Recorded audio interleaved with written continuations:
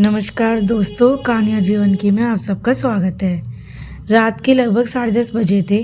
शहर की सड़कों पर भीड़ धीरे धीरे कम हो रही थी, लेकिन नीलम देवी की जिंदगी में भीड़ नहीं, एक गहरा सन्नाटा उतर आया था। उम्र करीब 67 साल, झुकी हुई कमर, कांपते हाथ और आंखों में एक अजीब सी थकान। कभी यही आंखें अपने बेटे आर्यन को सपनों में चमकती थी, लेकिन आज उनमें सिर्फ सवाल थे। नीलम देवी एक बड़े से बंगले के बाहर खड़ी थी, वही घर जिसे उन्होंने अपने पति के साथ मिलकर बनाया था। हर ईंट में उनका प्यार था, हर कोने में उनकी यादें। लेकिन आज वही घर उन्हें पराया लग रहा था। अंदर से आवाज आई, मम्मी जी अब आप यहाँ नहीं रह सकती। ये आवाज़ थी उनकी बहू काव्या की, जो खुद को बहुत आधुनिक और समझदार मानती थी। आर्यन वही खड़ा था, लेकिन उसकी आंखों में माँ से नहीं मिल पा रही थी। माँ समझाने की कोशिश करो, माँ समझने की कोशिश करो, हमारी लाइफ स्टाइल अलग है, आपको यहाँ दिक्कत होगी, उसने धीरे से कहा। नीलम देवी के होठ कांपे। बेटा, दिक्कत मुझे नहीं तुम्हें हो रही है ना? लेकिन इस सवाल का जवाब किसी के पास नहीं था। अगले ही पल उनका छोटा सा बैग उनके हाथ में थमा दिया गया और दरवाजा बंद हो गया। उस दरवाजे के बंद होने की वजह ने जैसे उनके दिल के सारे रिश्ते तोड़ दिए। सड़क पर खड़ी नीलम देवी को समझ नहीं आ रहा था कि जाए तो जाए कहाँ। ठंडी रात होती जा रही थी और उनके अंदर की गर्मी, ममता धीरे धीरे ठंडी पड़ रही थी। उन्होंने सड़क किनारे बैठकर आसमान की ओर देखा, धीरे से कहा, शायद अब मेरा कोई नहीं रहा। तभी एक पुरानी सी टैक्सी वहां आकर रुकी। ड्राइवर था इकबाल, उम्र करीब 45 साल, साधारण कपड़े, लेकिन चेहरे पर सच्चाई। उसने नीलम देवी को देखा और तुरंत गाड़ी से उतर गया। अम्मा, इस वक्त आया, अकेली क्यों बैठी हो? उसकी आवाज़ में सच्ची चिंता थी। नीलम देवी ने पहली बार किसी अजनबी के सामने अपनी कमजोरी दिखाई। बेटा, अब कोई घर नहीं रहा। उनकी आंखों में आंसू बह निकले। इकबाल ने बिना कुछ सोचे कहा, तो चलिए, आज से मेरा घर आपका हुआ। नीलम देवी ने चिढ़ाते हुए पूछा, मैं बोझ बन जाऊंगी बेटा? इकबाल मुस्कुराया। अम्मा, माँ कभी बोझ नहीं होती। वे अपने छोटे से घर ले गया।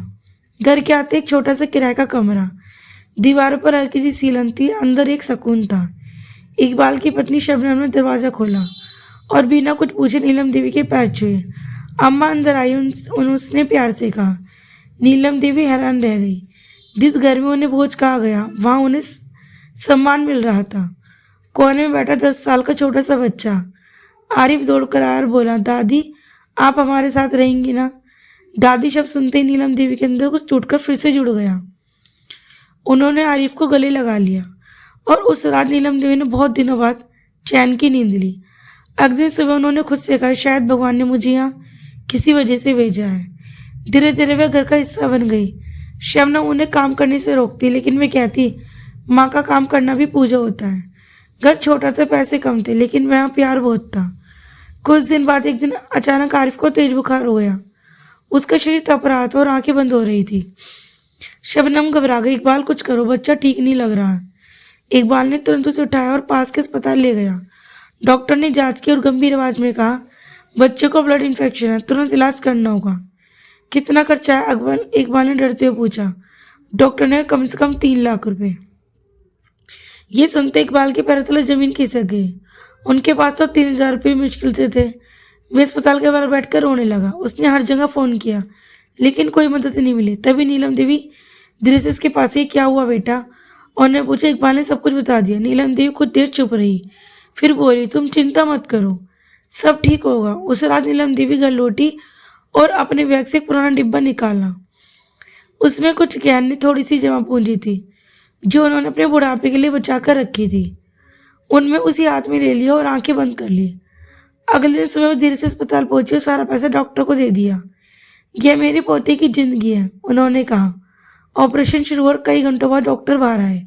बच्चा अब खतरे से बाहर है। इकबाल और शबनम रो पड़े। उन्होंने नीलम देवी के पैर पकड़ लिया। अम्मा, आपने हमें ज़िंदगी दे दी। नीलम देवी मुस्कुराई। माँ कभी हिसाब नहीं रखती, लेकिन क्योंकि उसी शहर में कहीं दूर एक बेटा अपनी गलती का सामना करने वाला था। उसी शहर के कालीशान ऑफिस में आर्यन अपनी मीटिंग में बैठा था, लेकिन आज उसका ध्यान कहीं और था। सामने प्रोजेक्ट पर चल रही प्रेजेंटेशन, एक भी लाइन उसके दिमाग में नहीं चल रही थी। अचानक उसे फ़ोन पर एक न्यूज़ नोटिफिकेशन आया। एक बुजुर्ग महिला ने अपनी पूरी जमा पूंजी देकर गरीब बच्चे की जान बचाई। आमतौर पर वह ऐसे मैसेज नजरअंदाज कर देता था, लेकिन न जाने क्यों उसने इस खबर को खोल लिया। जैसी तस्वीर सामने उसका दिल जोर से धड़कने लगा। वही चेहरा, वही झुर्रियाँ, वही आंखें। माँ उसके होठों पे खुद ब खुद निकला। कमरे में बैठे लोग कुछ समझ पाते उससे पहले आनंद कुर्सी से उठकर बाहर निकल गया। उसके हाथ कांप रहे थे, आंखों के सामने वो सारी बातें घूमने लगी।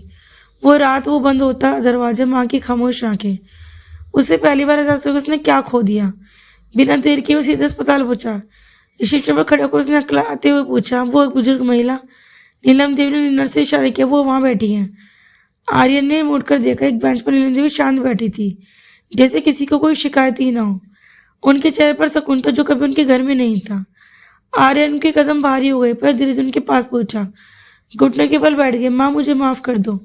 उसकी आवाज टूट रही थी। नीलम देवी ने आंखें खोली और उसे देखा। कोई गुस्सा नहीं, कोई आंसू नहीं, बस एक गहरी शांति। तुम आ गए बेटा, उन्होंने धीरे से कहा। आर्यन फुट फुट कर रो पड़ा। माँ, मुझसे बहुत बड़ी गलती हो गई। मैं आपको लेने आया हूँ, चलिए मेरे साथ, मैं सब ठीक कर दूंगा। नीलम देवी ने हल्की सी मुस्कान के साथ कर, बेटा, जो टूटता है वो जुड़ता नहीं, बस याद बनकर जाता है। तभी इकबाल और शबनम वहाँ आ गए। आर्यन ने उन्हें देखा। साधारण कपड़े, थके हुए चेहरे, लेकिन आंखों में सच्चा प्यार। मुझे समझ आया कि असली अमीरी क्या होती है। इन्होंने मुझे माँ बनाया है, नीलम देवी ने कलम इकबाल की ओर इशारा करते हुए कहा। और तुमने मुझे सिर्फ जन्म दिया था,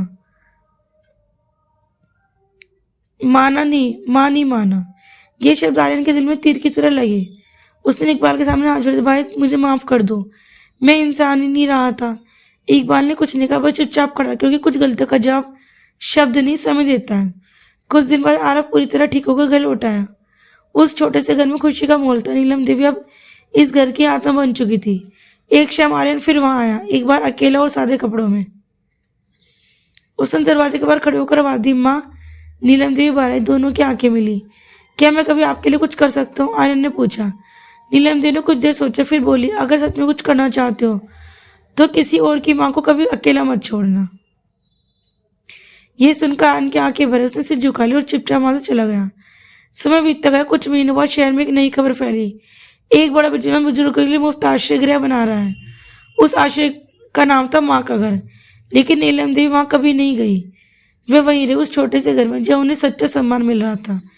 धीरे धीरे उनका घर जरूरतमंद बुजुर्गों का सहारा बन गया। कोई भूखा आता तो खाना मिलता, कोई अकेला होता तो परिवार मिल जाता।